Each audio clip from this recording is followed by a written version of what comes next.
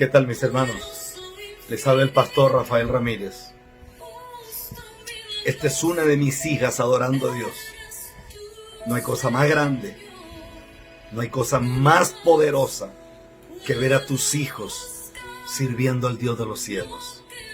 Esto es impresionante.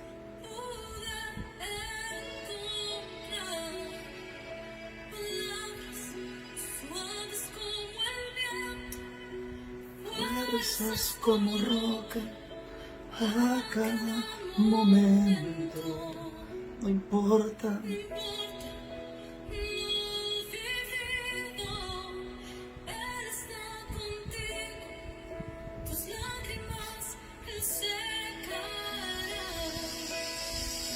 Si tan solo crees, Él lo hará.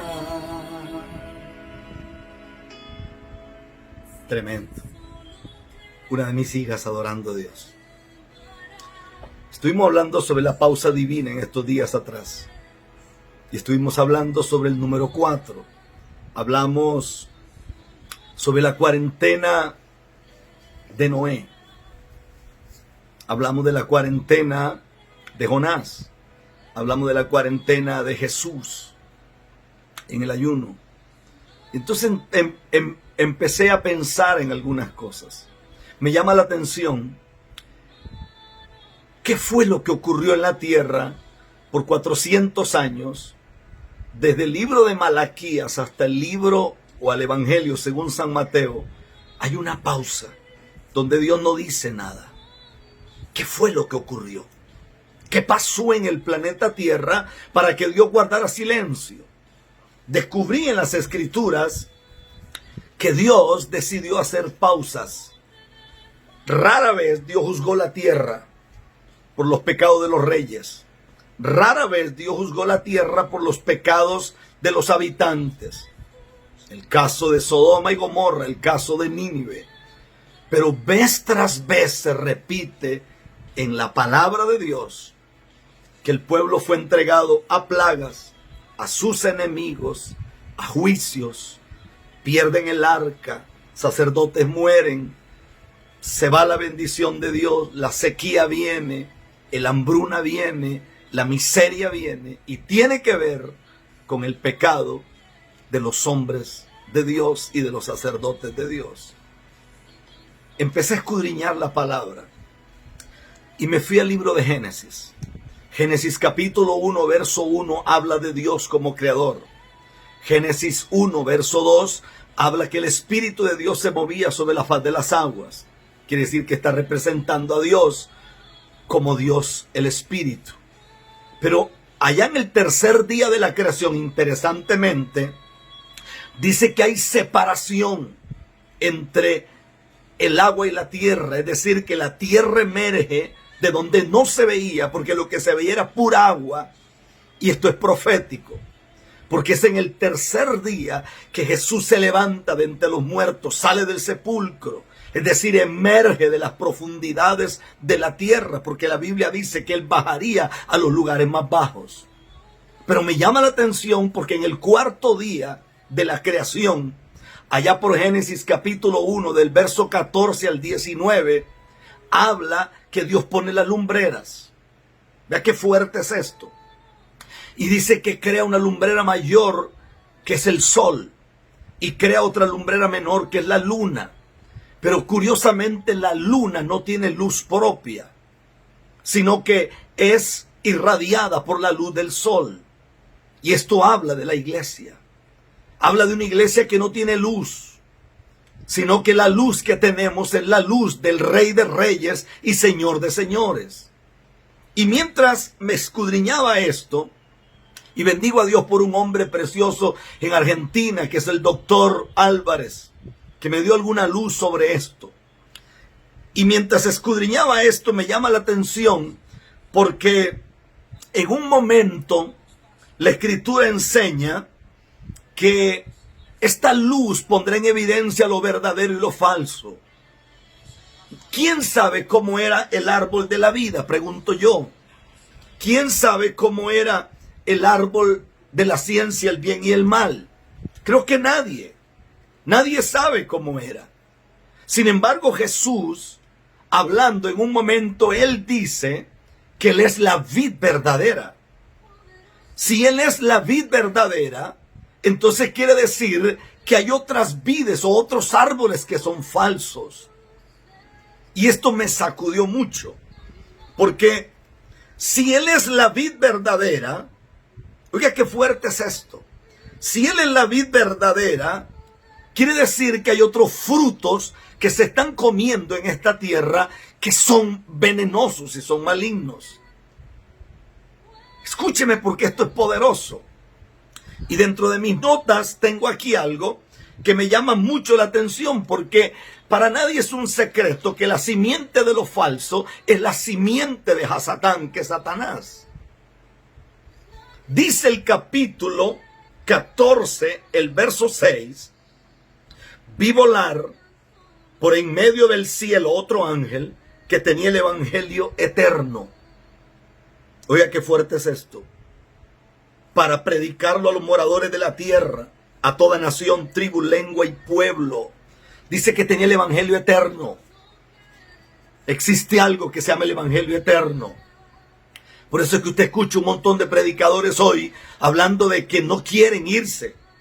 Ellos no creen en el arrebatamiento de la iglesia. Ellos no creen que estos son los últimos días. Ellos creen que todavía aquí hay mucho por hacer. Ellos no creen que venga un avivamiento final. Ellos no creen que Joel capítulo 2 verso 28 se cumplirá. Ellos no creen lo que dice la Biblia en el libro de los Hechos. Esto es lo dicho por el profeta Joel. Ellos no creen que venga un nuevo Pentecostés sobre la tierra. Ellos no creen que la gente profetizará y será llena de la gloria de Dios. Porque tienen un evangelio temporal, no eterno. Y es que los hombres que tienen evangelio temporal, lo único que les importa es fama, dinero y poder. Escuché a alguien decir que el hecho de haber cerrado las iglesias, por lo menos en Estados Unidos, que era algo anticonstitucional. Escuché a alguien decir que eso violaba los derechos. Y yo le pregunto a usted, ¿en qué viola los derechos? Que ustedes no reciban diezmos. ¿Usted cree que a mí no me da pena recibir correos electrónicos, recibir mensajes de miles de personas? Porque en 2 días recibimos más de 8,000 mensajes de gente que no tiene casa, de gente que va a ser estafada en la próxima maratónica en Costa Rica, de gente que los famosos apóstoles les han quitado casa, les han quitado carros, les han quitado dinero, los han dejado en la calle.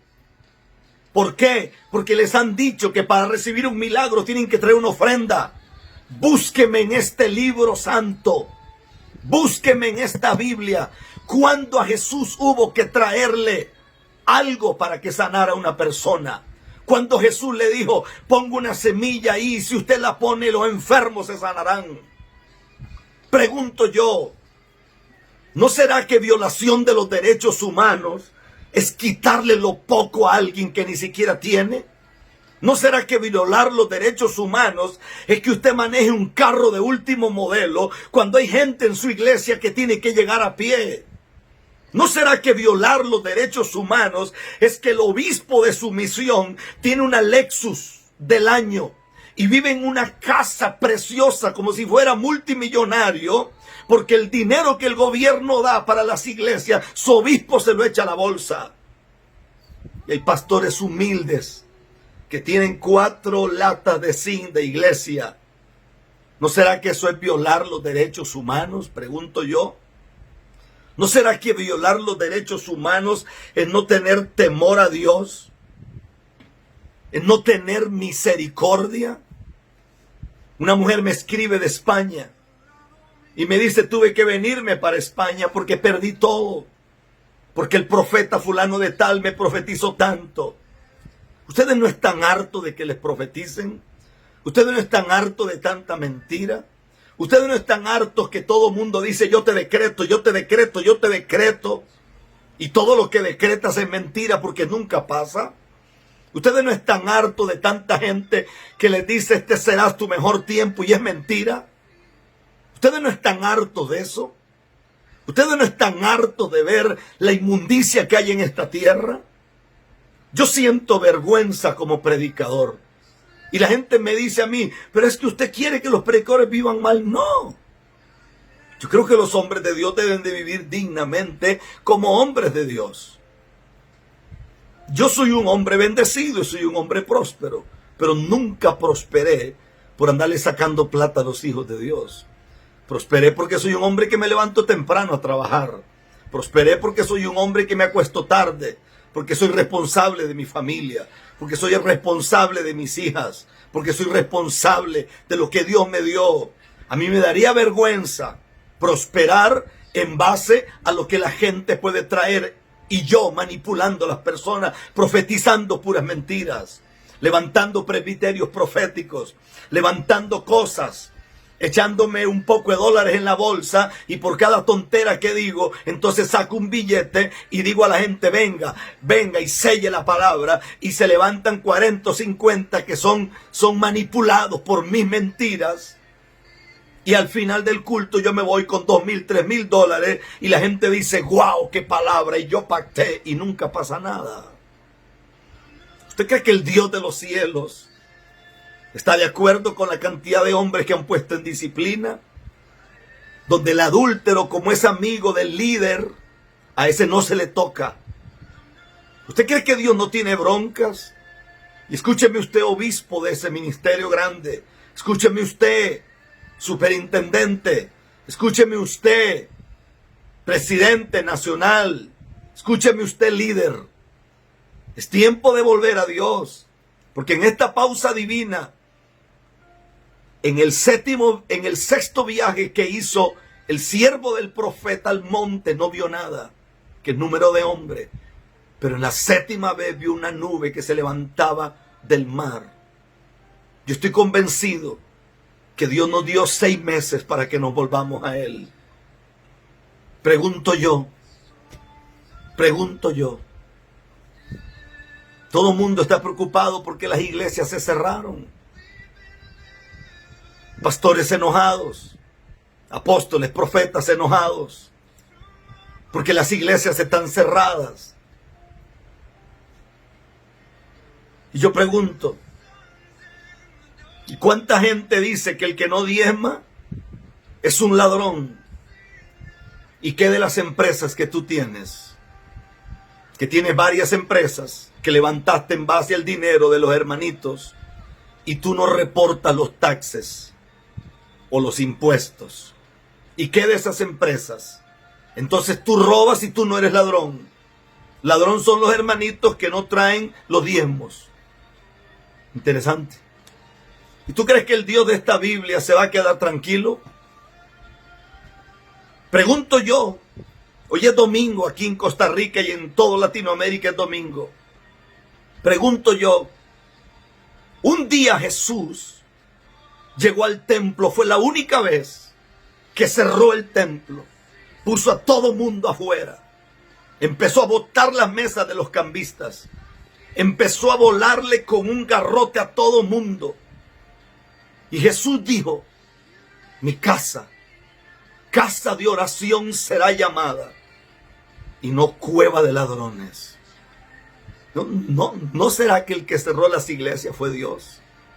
Porque Dios prefiere los templos cerrados que no llenos de ladrones.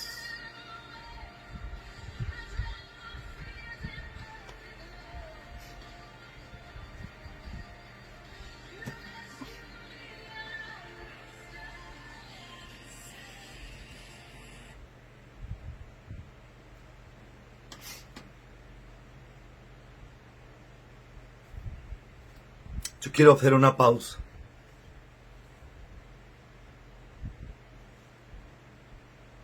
Y quiero pedir perdón.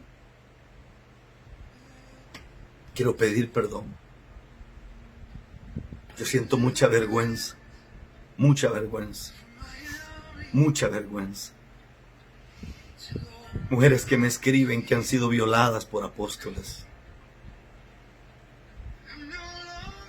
Ahora pregunto yo, ¿habrá algo mal en prosperar? No. ¿Será que Dios quiere que las iglesias sean pobres? No. Lo malo es que hay secretarias que conocen la inmundicia que pasa dentro de las iglesias y cómo mueven el dinero y la falsedad que se mueve y toda la porquería que se da. Gente que cobra por un milagro. Gente que dice, si no mando una ofrenda no le doy una palabra. Oh, la palabra de Dios está condicionada a que te den dinero a ti. Interesante. Yo siento pena, hermanos. Siento mucha vergüenza. Y quiero pedir perdón. Y nunca pensé hacer esto. Pero quiero pedirle perdón a Costa Rica. Por toda la gente estafada. Por canales de televisión de este país. Por emisoras de radio de Costa Rica. Por maratónicas que hacen aquí cada 3 meses. Y predicadores que se prestan para esa sinvergüenzada. Ya está bueno. Ya está bueno. ¿Hasta cuándo vamos a seguir con este mentirero? ¿Hasta cuándo vamos a seguir mintiéndole a la gente? ¿Hasta cuándo? ¿Hasta cuándo? ¿Usted no le da vergüenza? ¿Usted no le da pena? ¿Usted no tiene temor que Dios toque a sus hijos un día? ¿Usted no tiene temor que Dios toque a su familia un día? Quiero pedir perdón a toda Latinoamérica, desde Brasil, desde Argentina. Quiero pedir perdón a Chile. Quiero pedir perdón a Bolivia. Quiero pedir perdón a Ecuador. Quiero pedir perdón a gente en Uruguay y en el Paraguay. Quiero pedir perdón a gente que me escucha en Perú. Quiero pedir perdón a personas que me escuchan y me ven en Venezuela, en Colombia, cómo estafan a los colombianos. Que Dios los ayude. Que Dios los ayude. Cómo los estafan a ustedes. Cómo les gusta que los estafen. Quiero pedir perdón a Panamá. Me contaba hoy una señora que pasan los carros por las casas de 3 iglesias diferentes repartiendo los sobres para que la gente envíe diezmos. Y usted preocupado por los derechos humanos. ¿Y dónde quedó el derecho del pobre? ¿Y dónde quedó el derecho de la viejita que no tiene que comer, pero en la casa del apóstol sobra todo? ¿Y dónde quedó el derecho del niño que no desayunó hoy? Por eso yo amo profundamente a hombres como Hugo Ortielli y su ministerio El Olivar. Métase ahí en el internet, Iglesia El Olivar, en La Plata, ya en Buenos Aires, Argentina. Todos los días haciendo comida para darle de comer al que no tiene. Yo creo que esta pausa tenía que ver con eso. Yo creo que esta pausa divina tenía que ver con esto. Este era el momento donde la iglesia y los predicadores tenían que demostrar que nos importa este mundo, que nos importa la gente. Pero aquí quedó al descubierto que lo único que les importa son las ofrendas y los diezmos. No les importa más. Allá usted, si sigue congregándose en esas sinagogas del diablo. Allá usted, porque hay gente que Dios mismo le cerró los templos, porque Dios prefiere el templo cerrado que no una sinagoga del diablo.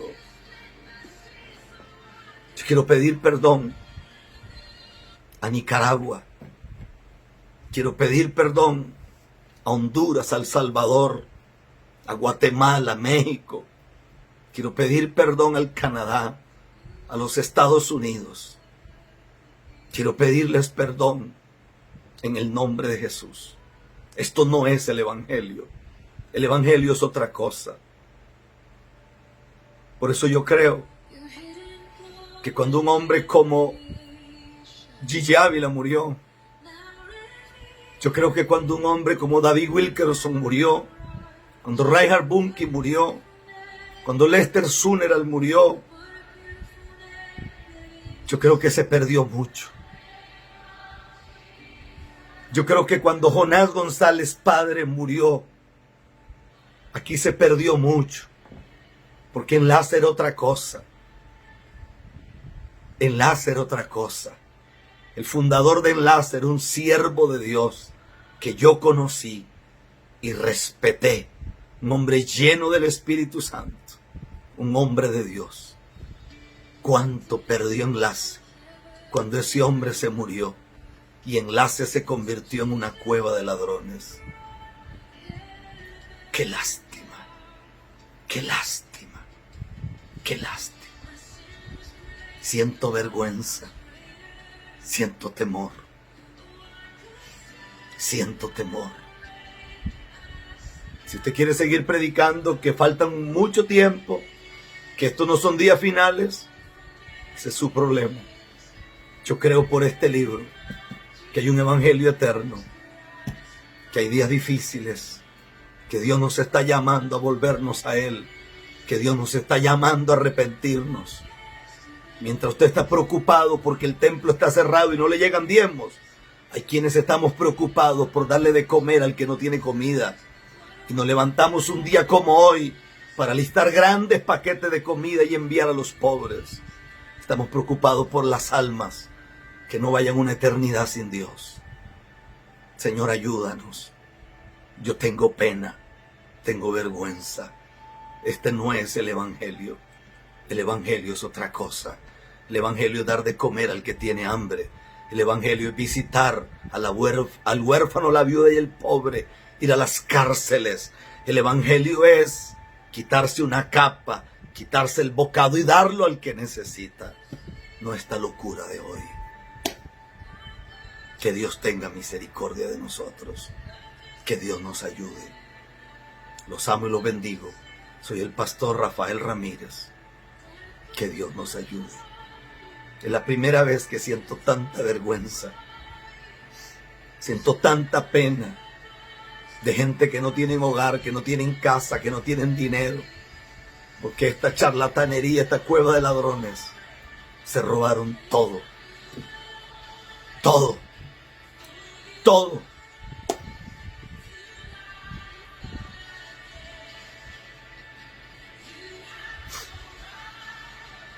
Que Dios nos ayude. Que Dios nos ayude. Bendiciones.